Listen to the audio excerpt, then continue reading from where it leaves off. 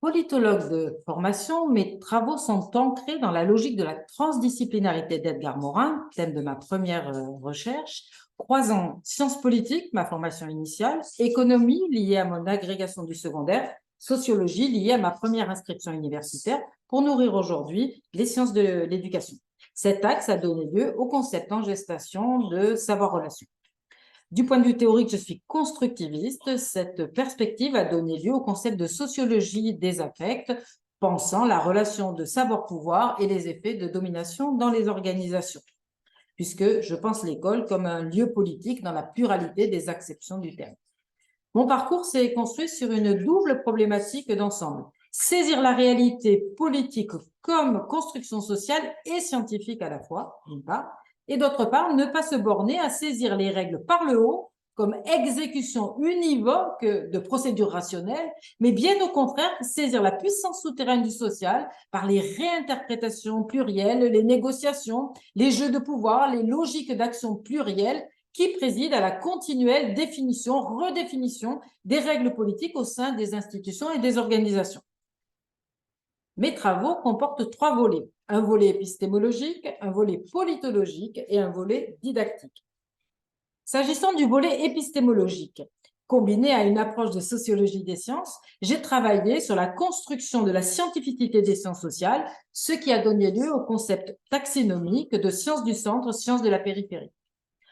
S'agissant du volet politologique, je questionne la construction de la citoyenneté, du lien social par l'école, et donc les questions de laïcité, d'inclusion au sens large, d'ethnicité, et par là même les notions d'émancipation et d'empowerment des publics populaires.